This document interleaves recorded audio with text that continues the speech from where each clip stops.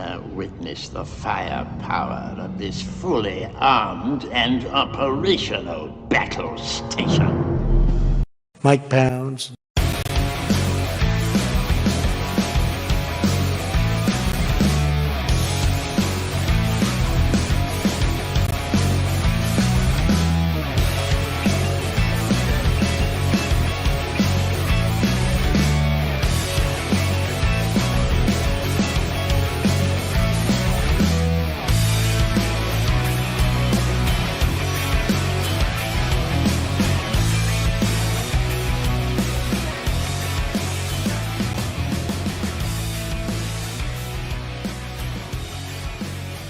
Nation,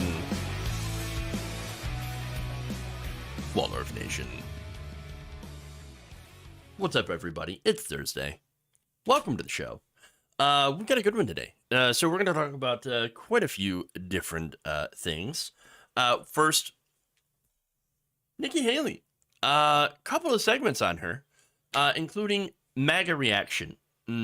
Delicious. So it's fun, also horrifying. Because again, these are Republicans ripping each other apart. Great. Get the popcorn. All right. So we have that. We have, of course, Mike Pence.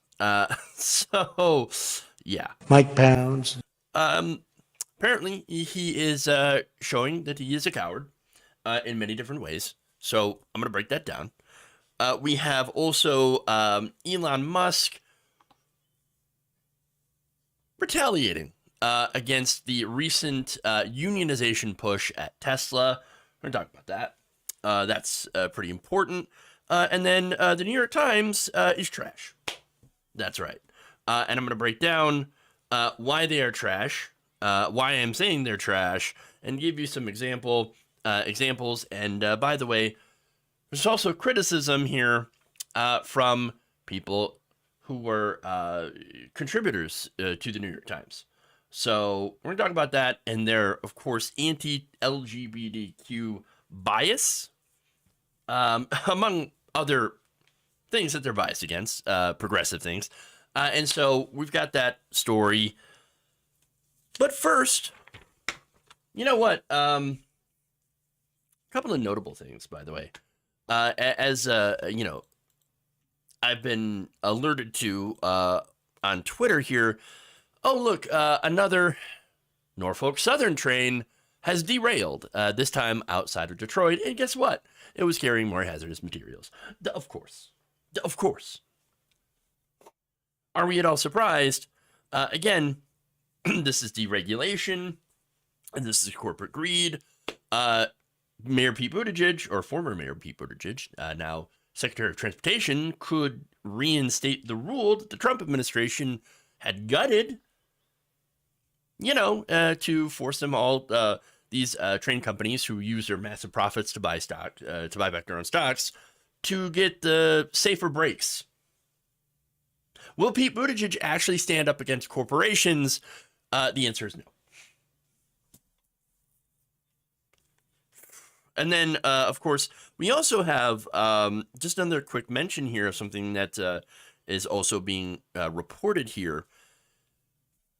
Senator John Fetterman in Pennsylvania has checked into Walter Reed Medical Center over clinical depression. And so, look, here's the thing, right? I think it's great that if he's depressed, that he can get help. I actually think that's a good thing that he's been able to check in to deal with that. Of course, there's going to be the criticism here from, again, you're going to see mainly right-wingers, but I think there are other people, other establishment people that might also be against Fetterman and try to make light and try to go after him and things like that. It's pretty gross because, look, John Fetterman's been through a lot. He's, again, recovered from a stroke, and now he's got clinical depression. He's getting checked out and being able to deal with that. And it just makes me think that it's okay to not be okay. And that's what it makes me think of. Like, yes, it's okay for men to admit that they're not feeling okay and that they need to get some help. That doesn't make John Fetterman less of an effective, or wouldn't make John Fetterman less of an effective senator.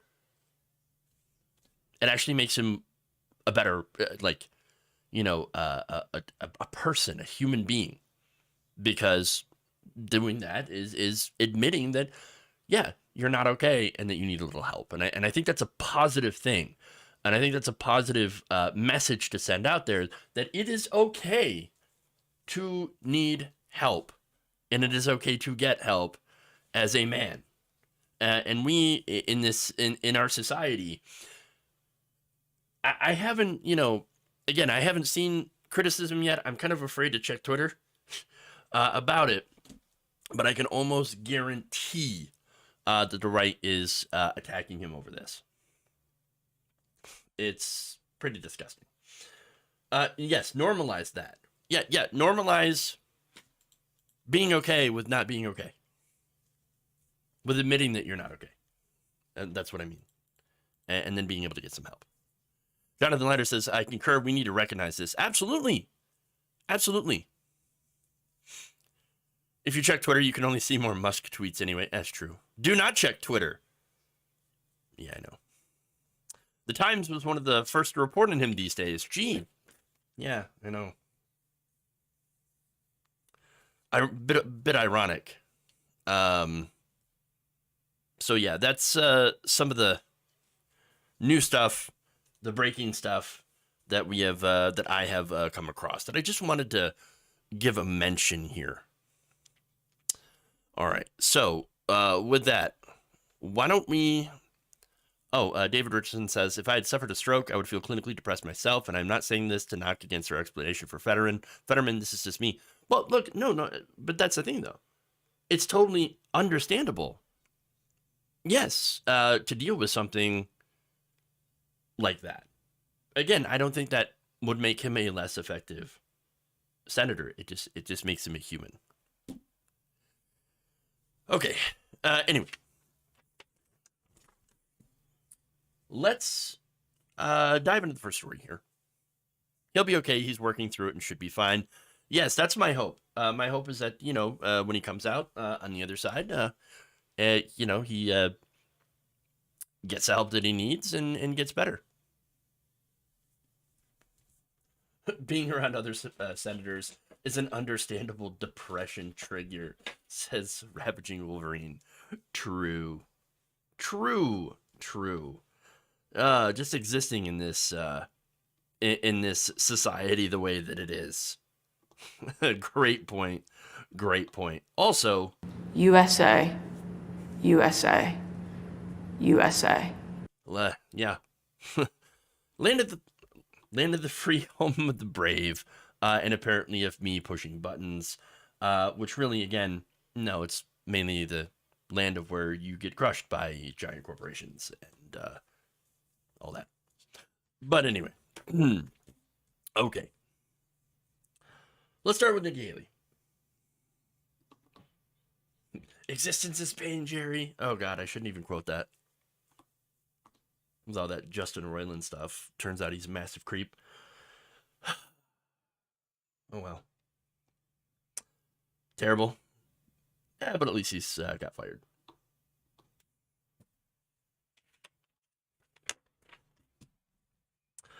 Let's start out with Nikki Haley. Yeah. Republican Nikki Haley's presidential campaign is already off to a bit of a rough start. Just hours after launching her campaign, the former South Carolina governor had some trouble trying to tell Republicans of why they should vote for her instead of anyone else. If you had to delineate where, say, you and President Trump differ on issues, where would you start? Well, first, let's say in reference to Whoopi, the thought of me getting into the race makes the liberals' heads explode. And so I welcome it because it shows we're doing something right.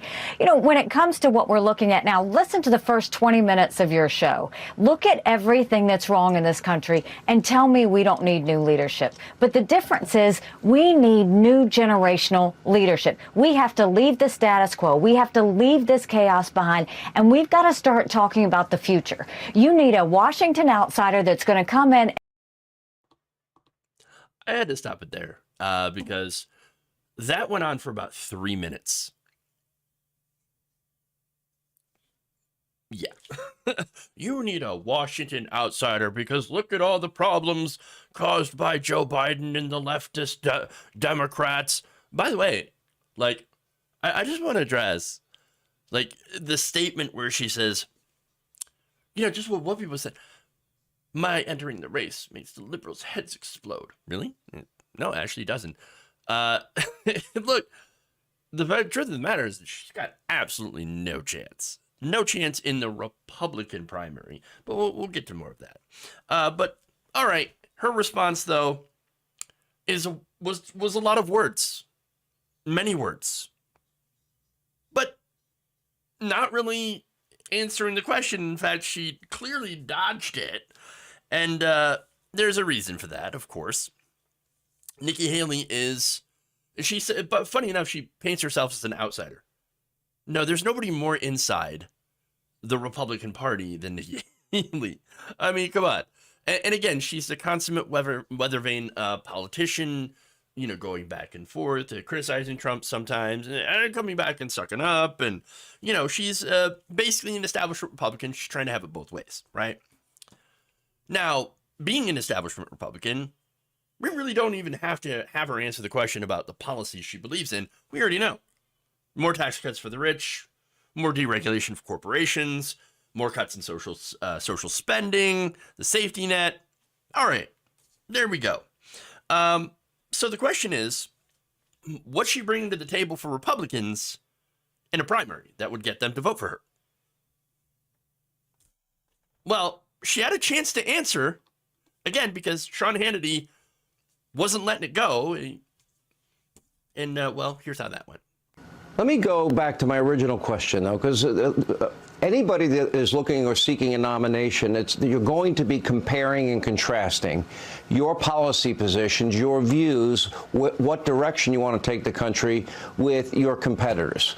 Right now, there's former President Trump is the only other candidate for the nomination. We expect many others, maybe even Mike Pompeo, who was on earlier in the program today. Where do you see, if you see, policy differences beyond what you mentioned, which are generational differences? What specific policy areas would you say part with Donald Trump? What I am saying is I don't kick sideways. I'm kicking forward. Joe Biden is the president. He's the one I'm running against. And what I'm saying is you don't have to be 80 years old to be president.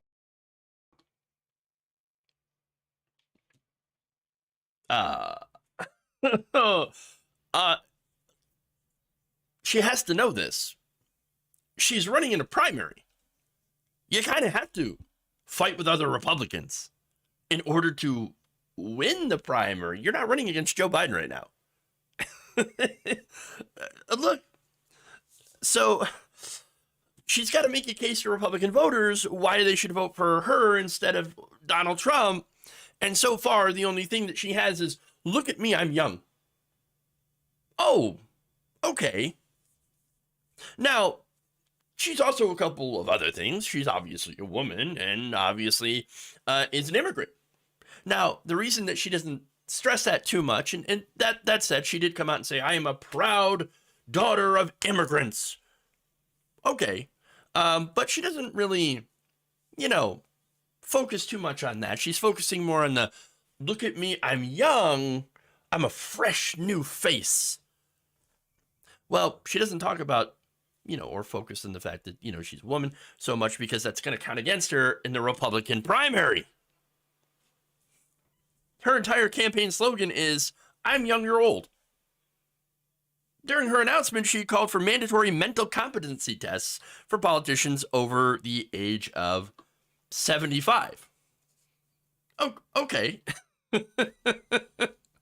Person, woman, man, camera, TV. That for everybody. Yes, everybody. And so, look, I don't know if, going after older people is going to really do a whole lot with the Republican base, who happens to, a big majority of it happens to be over 65. Look, younger people are more progressive. Gen Z, millennials, overwhelmingly progressive. They're not going to look at Nikki Haley and be like, I'm a Republican now. We have a young, fresh face that's going to do the same things that other Republicans do. Look, that's her angle, though. I'm the young, diverse face of the Republican Party. Right. And young people are going to look at her and say, and? Ooh, different face, same boot. The same boot that's using the same, again, Republican policies. And by the way, that's why she won't go and name them. Millennials and Gen Z are not interested in the status quo. Even with a new face, it's the same old thing. And by the way, what I include in that same old thing is the same old, again, pro-corporate policies, of course, with every Republican, but also homophobia. Her first rally included Pastor John Hagee, who back in 2015 had attacked same-sex marriage. Yeah. And then back in 1999, Hagee also told his congregation, and this will play well with the Jewish community, quote, God sent Adolf Hitler to help Jews reach the promised land. That is the person that she said, I hope I grow up to be just like you. That's what Nikki Haley told Pastor John Hagee. Furthermore, she had refused to take down the Confederate flag from the South Carolina State House. That's just a couple of months before the Charleston Massacre. And so she's got a pretty terrible history there. All right. The only difference, though, between Nikki Haley and the rest of the Republican Party is that, again, it's not even a difference, right? But I should say with Trump, right? So she doesn't want to change the policies of the Republican Party or even the policies of Donald Trump. She wants to put that veneer back up. Okay? She wants to put the nicer face back on the Republican Party to hide the, Confederate flags and the swastikas that are, behind it. All right. Now, that's after Donald Trump ripped the facade off and, exposed who they are. She wants to put that nice, that nice little facade back up and pretend to be like, oh no, we're the new Republican Party, and we're the diverse Republican Party, and look at me, I'm a woman. Is your head exploding yet, liberals? No. So the thing is, if she's running like that, she's gonna get obliterated.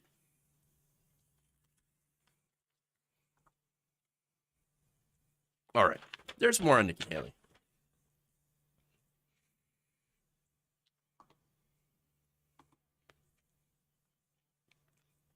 Former Governor Nikki Haley is already facing some backlash from the MAGA crowd after she announced her entrance into the Republican primary. So now it did not take long for this to get deeply ugly. So first, let's start out with Marjorie Greene. In a tweet, she had called Haley just another George or Jeb Bush. Please clap. Quote, if we wanted a Bush in heels, Republicans would vote for Liz Cheney. Ooh. Now, is she right about Nikki Haley being like a Jeb-ish kind of kid? Yeah. Very, very establishment. So, yeah, I should be right about that. Then she went after Nikki Haley on policy, and of course, what is the one thing that Republicans are going to all, pile on her over? Well, the fact that she's an immigrant. And immigration overall. So, now, basically, Green tweeted this, quote, Haley is weak on the border, doesn't want a wall. And then also, Nikki Haley refused to support a transgender bathroom bill to protect the children. So basically, she doesn't hate immigrants enough and doesn't hate transgender people enough. Now, funny enough, when you look at Nikki Haley's record, that's actually not true. She supports anti-trans sports bans. In fact, she had made this announcement in support of banning trans people from sports. Across the sporting world, the game is being rigged against women and in favor of biological men. again, there's really no evidence that the game is being rigged or that trans women have an unfair advantage over cis women in sports. Again, having a penis does not make you better inherently at sports. That's an incredibly sexist thing to say, actually. No, what makes you better in sports is training and resources. If you have the resource to be able to hire a personal trainer and to devote a lot of your time doing exercise and training and just getting really good at the sport you're into, yeah, you're going to have a better chance of winning. And by the way, also, everyone is different. There are women with different body types and different abilities. No one person is the same. Anyway, back to Haley. Now, Haley also opposed marriage equality, just like, her idol, that's her words, Pastor John Hagee. And by the way, this was both as South Carolina state representative and governor. Also refused to remove the Confederate flag from the state house. She had also rejected matching funds for a program offering HIV medication to low-income patients and signed voter ID laws. But I guess the one thing they could point at her on is weak on immigration. So now that's Marjorie Greene. If you thought that was already bad, no, it gets worse. So I'm not going to play you the audio for this because it is that bad. But appearing on Mark Simon's show on WOR Radio Wednesday, Coulter said this, quote, "She's an absolutely ridiculous character, and the only people who say they don't support her are people who are probably genuinely are sexist. Oh, look, identity politics. Well, look at that.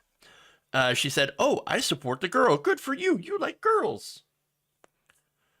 And then she adds, no, she's utterly, completely, preposterously ridiculous. I don't think that she will get more than 2% of the vote. And you know how I hate making predictions about things like that, but she's just a preposterous creature. Wait, why are you calling her a creature? What is wrong? She can't help it. She can't help it. She has to immediately dehumanize Nikki Haley. Again, I'm not a fan of Nikki Haley. Creature. All right.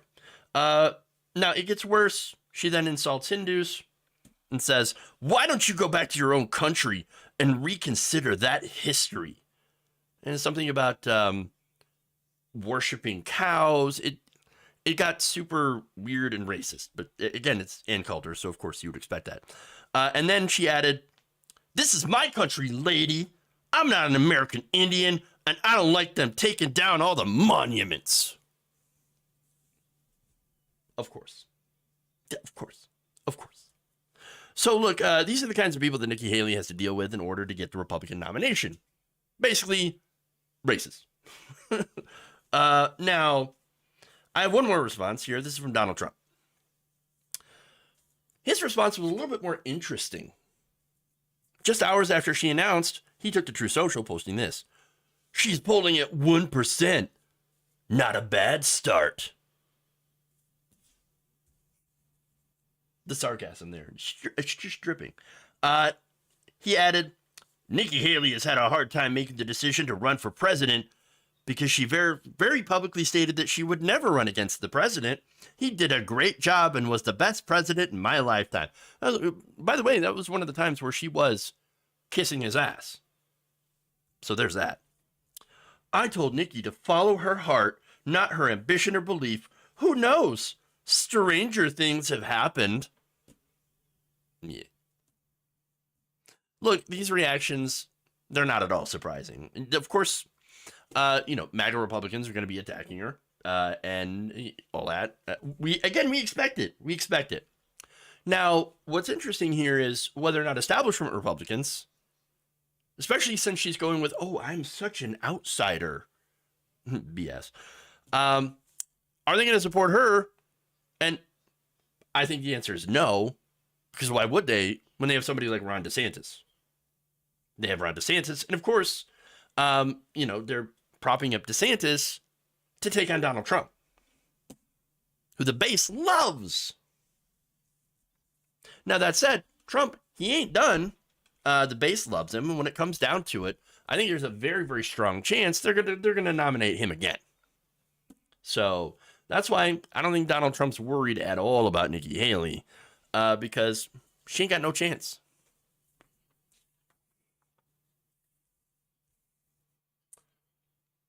Yeah, Coulter can't even get the religion right. She's Sikh, not Hindu. Oh, yeah, of course. But you think she knows that? Of course not.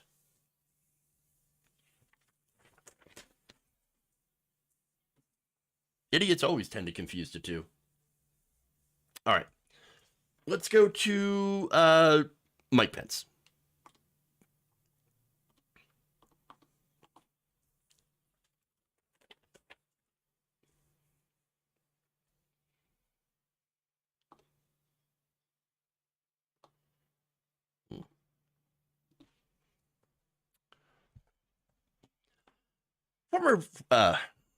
Former Vice President Mike Pence is not planning on testifying about his role in January 6th. He told reporters on Wednesday that he plans to fight a subpoena from Special Counsel Jack Smith, saying this: no vice president has ever been subject to a subpoena to testify about the president with whom they served. Okay, well, I mean, no president has incited a riot because he lost an election either, but here we are. It's kind of the situation that we're in. Now, he continued saying this. For me, this is a moment where you have to decide where you stand, and I stand on the Constitution of the United States. USA, USA, USA. Okay. And said, on January 6th, President Trump was wrong. As I've said before, his words were reckless, and they endangered my family and everyone at the Capitol. They were trying to kill you. I had no right to overturn the election, but I would say in this very moment, it's also wrong to establish a precedent where a legislative official can be called into court by the executive branch. So, look, that's part of his legal defense, by the way, which is interesting, if not a little, I don't know, desperate. Basically, he's claiming that, oh, on January 6th, I was a member of the Senate. I was part of the legislative body. And so, that's why I can't, that's why I have immunity. Because you just can't call me in, to make me testify. Because I was a member of the Senate on that day.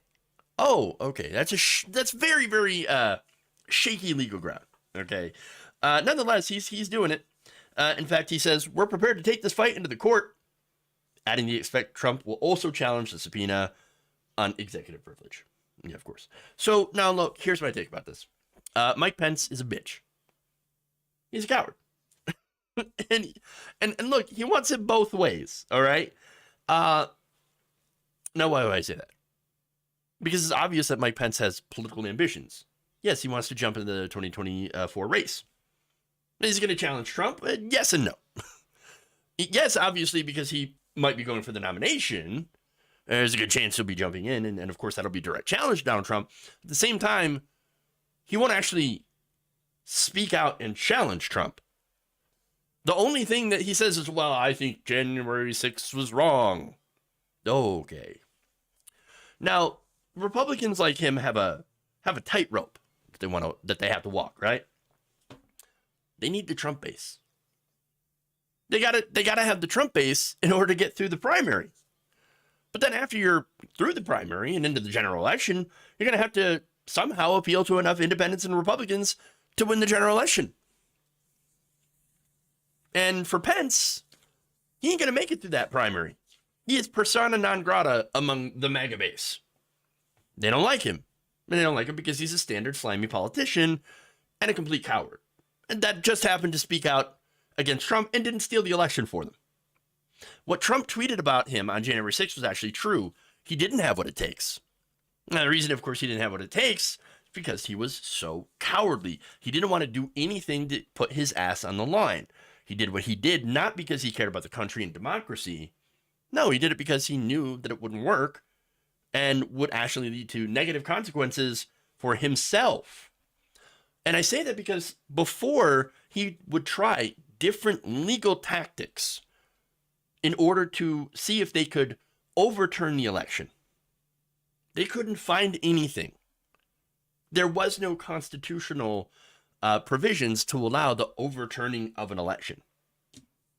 Pence also, by the way, had backed the 11 senators, Republican senators, who tried to delay the certification based on voter fraud. In fact, his former chief of staff, Mark Short, said the former vice president, quote, shared the concern of millions of Americans about voter fraud and irregularities in the last election. The vice president welcomes the efforts of members of the House and Senate to use the authority they have under the law to raise objections and bring forward evidence before the Congress and the American people on January 6th. Now, they didn't have evidence, 60 court cases. Couldn't come up with a goddamn thing because they didn't have a goddamn thing. And so, obviously, Mike Pence knew that, that there was no path forward. Donald Trump, however, did not know that there was no path forward. Well, actually, he did know, and he didn't care. He didn't care. He wanted to do this robbery anyway, to steal democracy. Except that he wanted Mike Pence to be both the getaway driver and the guy holding up the tellers in this bank analogy. And he didn't want to do it, understandably so. But that enough means that Mike Pence, he never going to be ever trusted by Republicans. Their Trump supporters are never going to forgive what Mike Pence had done, no matter how uncooperative he is with the January 6th probe, with Jack Smith. No, again, they're never going to forgive him for it. As far as the establishment goes, he's not going to get establishment support either. They already have a favorite hyping the hell out of Ron DeSantis. And so Mike Pence's presidential ambitions, he might as well just give them up now because he ain't going nowhere.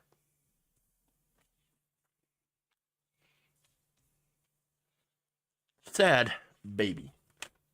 Let's say that.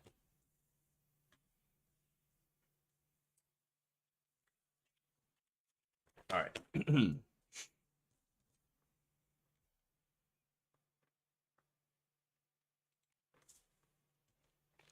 Let's go to union news.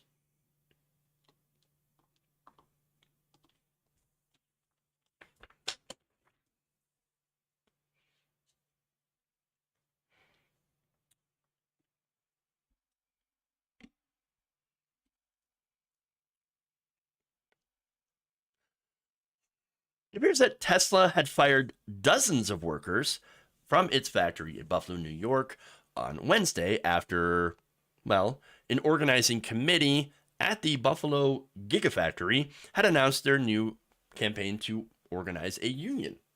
So, unsurprisingly, this had happened. So workers decided to form a union over, of course, low pay. I'll get into the details on that. Poor working conditions, as well as, incredibly invasive productivity monitoring. Because, everybody wants to be spied on to the point of where their keystrokes are recorded to make sure they're working hard enough at all times at their job, as if going to work isn't stressful enough. Now, the autopilot analysts, which, again, a lot of these people in the Buffalo plant that were working on unionizing, only started out making about $19 an hour. Now you may think, oh, well, okay, $19 an hour, is not too bad, right? Well, first of all, it's in New York. And secondly, with a company that makes as much money as Tesla, that's pretty low for what it seems to be a pretty specialized position. So now after this firing, they made a complaint with the NLRB, the National Labor Relations Board. The Union Workers United accused Tesla of illegally terminating employees in retaliation for union activity and to discourage union activity. This according to Bloomberg. Now, the outlet noted that several of the terminated employees had been involved in labor discussions, and at least one member was a member of the organizing committee. So now that person was an autopilot analyst named Arian Barrick. Now he told Bloomberg, "I feel blindsided. I got COVID and was out of the office. Then I had to take a bereavement and leave. I returned to work, was told I was exceeding expectations, and then Wednesday came along." Honestly, I'm surprised that he's surprised. Of course they were going to fire you. Elon Musk is massively anti-labor. He's always been anti-labor and anti-union. He's done union busting before.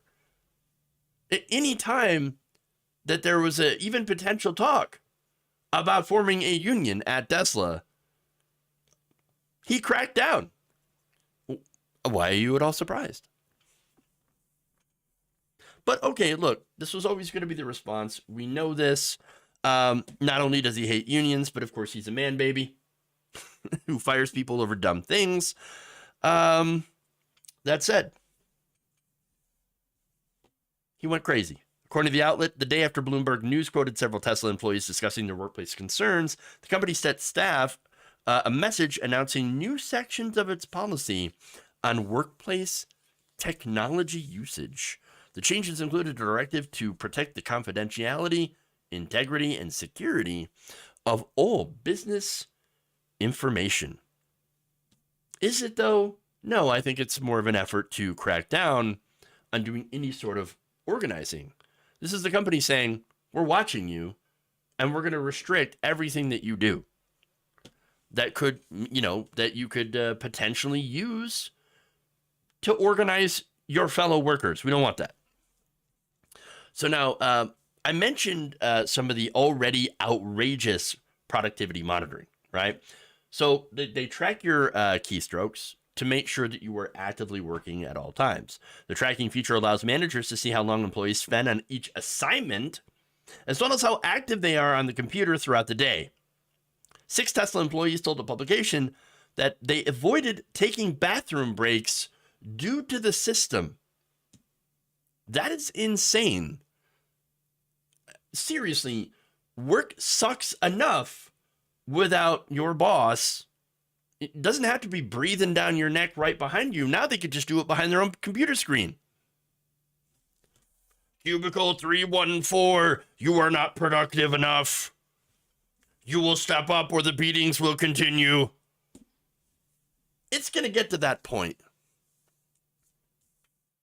It's insane. Look, I understand work has to be done, right? But for me, if the work's done, the work is done. That's all that should matter.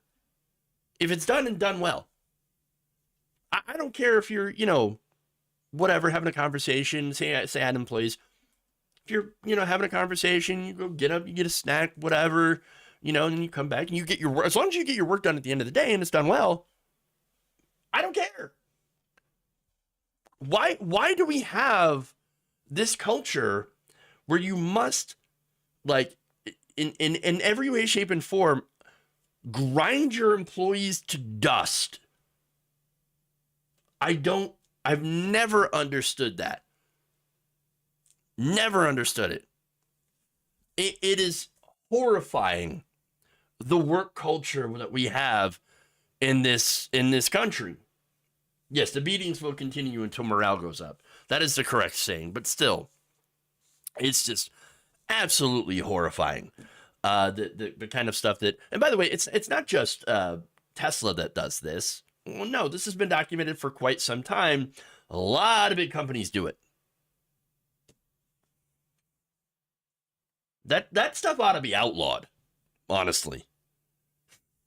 Stop tracking people. It's dystopian and gross.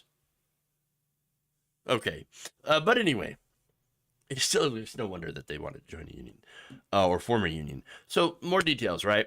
So now getting back to Barrick here. Now he was working with another Workers United organizer, Jazz Brizak. So she used to be a barista at a Starbucks until she decided to try to organize a union. You know what happened to her? Oh, it turns out she got fired. So now she had helped unionize a Buffalo, New York Starbucks, one of the first Starbucks to be unionized. So she knows how to organize, she knows how to get things done, and she has been on the receiving end of what Barrick just got, and all these other employees that were also terminated. Now, she called this a, quote, form of collective retaliation against the group of workers that started this organizing effort, and added that the firings were designed to terrify everyone about the potential consequences of them organizing, as well as an attempt to call the herd. Yeah. Look, there's nothing that big corporate bosses don't love more than engaging in fear tactics, union busting. That's exactly what they're doing. Now, that said, that's illegal. I mean, technically, right? In fact, Jeff Hirsch, a labor and employment law professor at the University of North Carolina, noted that timing is often a key factor in retaliation cases like this, and the timing is not good for Tesla. Oh, yeah, one day after being notified that, hey, we're looking at forming a union, we would like your support. So, you know, we can negotiate for what's best for the company, because the workers are also a part of the company. The workers are what make the company profitable because we do the things, we do the work. And he says, you're fired. No union here. Bad. In fact, Fired. the actual Elon Musk right there. No, but that's essentially his reaction to it. This guy's a man baby. So now, the good thing here is these firings are having an opposite effect. Sarah Constantino, an autopilot worker and member of the organizing committee, told Bloomberg that the Wednesday firings are actually inspiring more workers to support the effort to form Tesla's first ever union. She said, quote, it's pretty clear the messages they're sending. They're trying to scare us. And it's really, I think, backfiring on them. It has really opened people's eyes to the fact that this is why we need a union. 100%. 100%. So, look, they're going to the NLRB, and that's a good thing. Because, look, under the Biden administration, the NLRB has actually been fairly good, all things considered, right? And so this firing, taking this case right to them immediately, yeah, that's going to help their case against Elon Musk. And by the way, Elon Musk, as I mentioned before, had been, caught union busting before, according to More Perfect Union. They found that, I should say the NLRB, in a previous investigation, found aggressive, flagrantly illegal union busting by Tesla. Tesla workers were fired, interrogated, photographed, verbally harassed by security, all in violation of federal law. So he's appealing. By the way, the company's appealing on that case after the NLRB ruled against Tesla. Well, how's that appeal going to go now when you just did another retaliatory firing?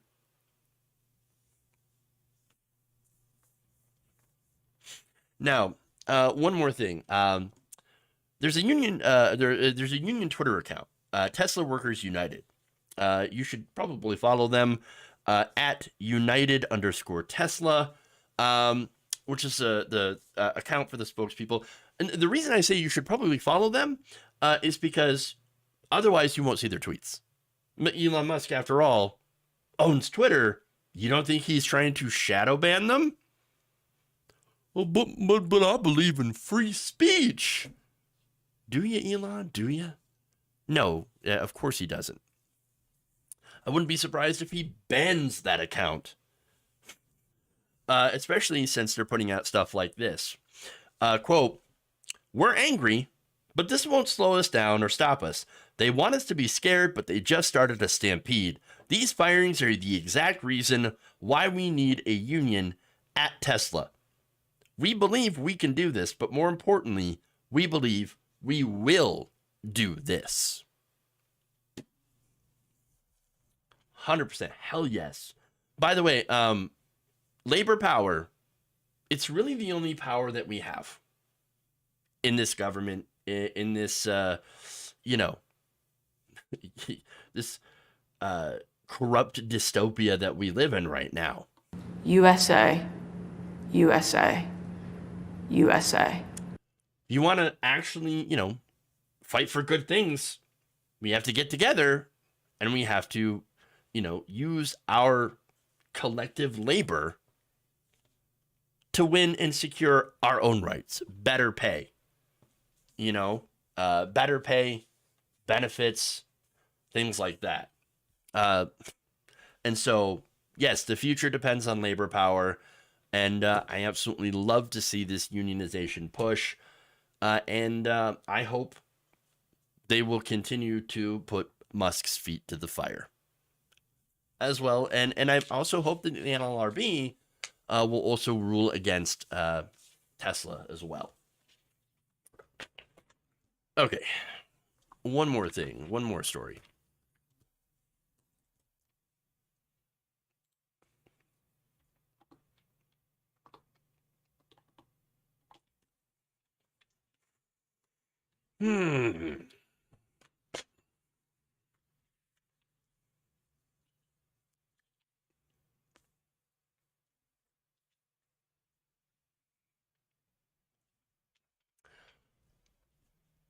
The New York Times is trash. Now, you may have noticed that the so-called paper of record isn't exactly doing fair reporting on a range of different issues, progressive issues, economic issues, but also on transgender issues, LGBTQ issues, non-binary, non-gender conforming. In fact, they've recently been called out for that specific reason. Around 200 past and present contributors to the New York Times have signed a letter calling them out for anti-trans coverage. So, now, the letter cites numerous examples of how the paper's positions and frames transgender people in a negative light. They point out, it also points out how the Times reporting is used by anti-LGBTQ state lawmakers and other officials to support anti-trans legislation. Here's a couple of examples of that. Last year, they write, Arkansas Attorney General filed an amicus brief in defense of Alabama's Vulnerable Child Compassion and Protection Act, which would make it a felony punishable by up to 10 years imprisonment for any medical provider to administer certain gender-affirming medical care to a minor. That includes, of course, certain hormones, puberty blockers, that diverges from their sex assigned at birth. Now, the brief cited 3 different New York Times articles to justify its support of the law. Emily Bazelon's The Battle Over Gender Therapy, Azine Garashi's Doctors Debate Whether Trans Teens Need Therapy Before Hormones, and Ross Tutat. Oh boy, that guy. How to Make Sense of the New LGBTQ Culture War. So, as recently as February 8th, 2023, Attorney David Begley's invited testimony to the Nebraska state legislature in support of a similar bill approvingly cited the Times reporting and relied on its reputation as the quote-unquote paper of record to justify criminalizing gender-affirming care. So, of course, look, the reality is gender-affirming care saves lives, trans kids' lives. So, now, are there risks concerning puberty blockers and hormones? Yeah, of course. Like any chemical, right? There are always potential risks. And I'm not against, studying and trying to find ways to mitigate those risks.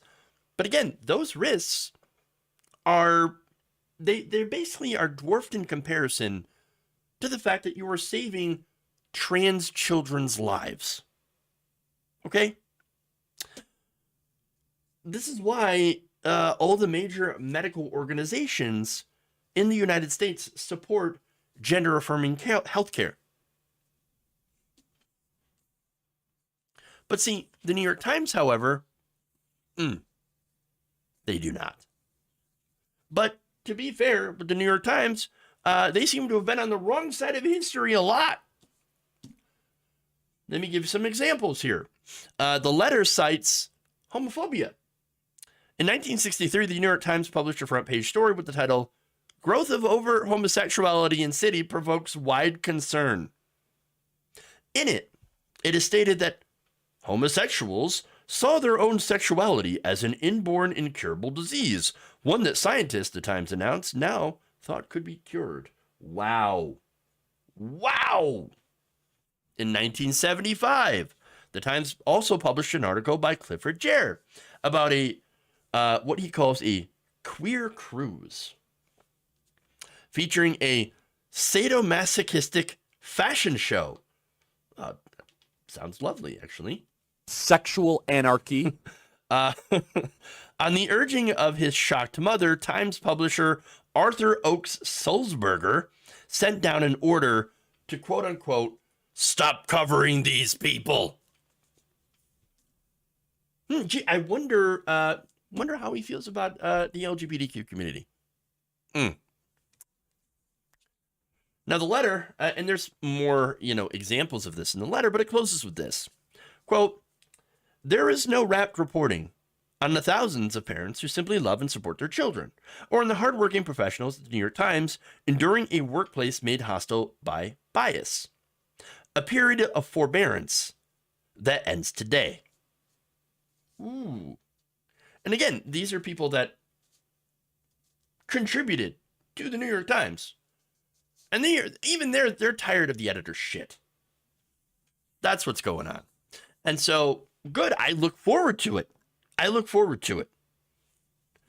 Now, as far as the Times, look, they've always been conservative, okay? Now they're veering even further into the right-wing culture wars. And, of course, the problem there is presenting more hateful opinions as valid.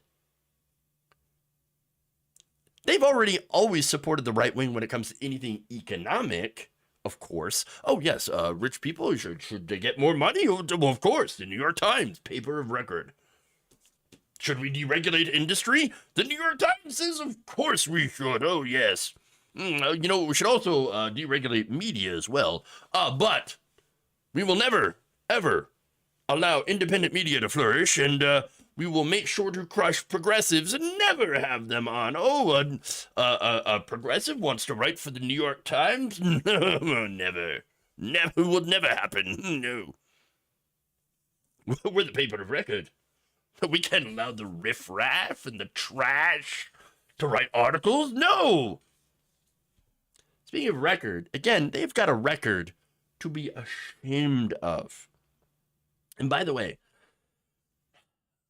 following this call out, okay, I want to show you what the New York Times did. One of the first headlines to come out after the call out.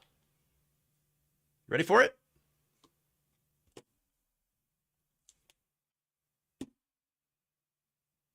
Yeah. Yeah.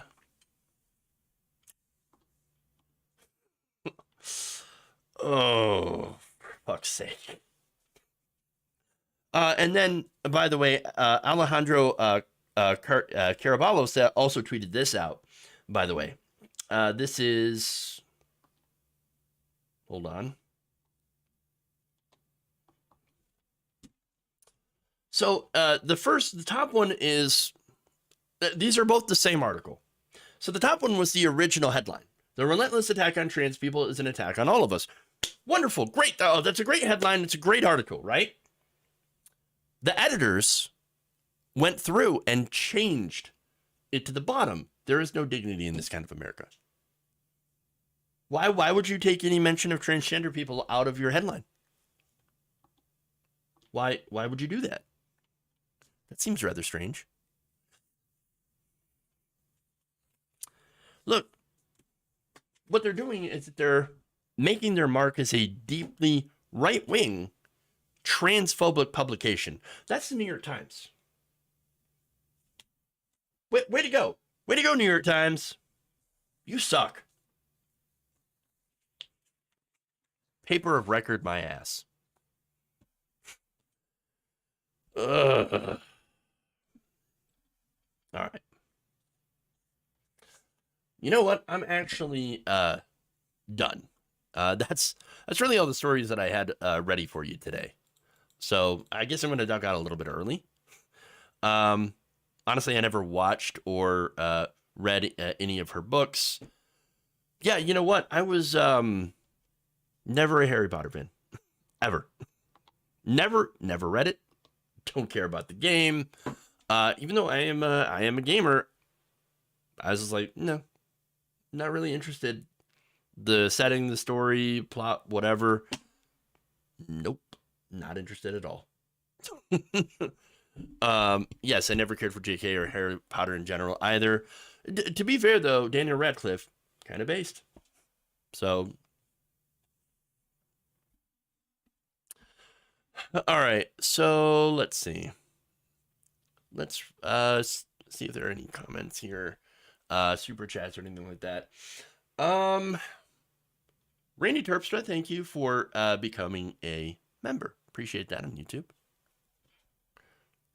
Solidarity with gamers who are not into Turf Wizard games. You're a good man. I just have no interest. That doesn't make me a good person.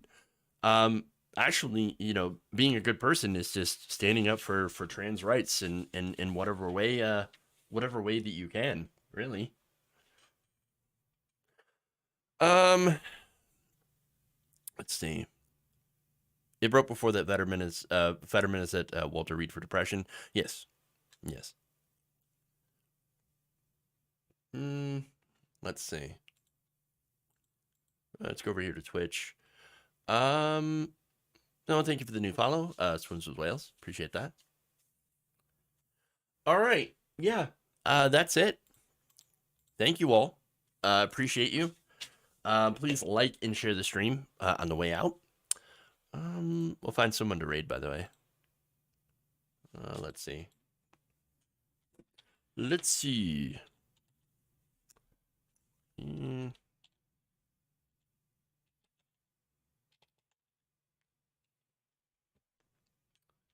All right. So do that. All right. Like I said, thank you all. We'll see you back here tomorrow. Love you. And remember, change begins with you. Good night, nation.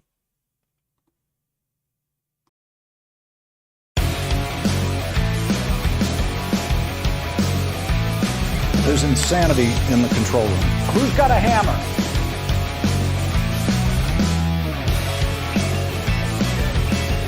It's not a salami sandwich.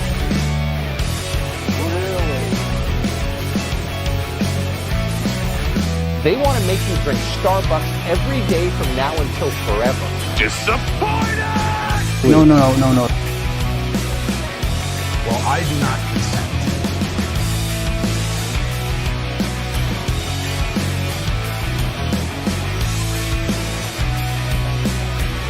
Jewish space lasers. Woke mob.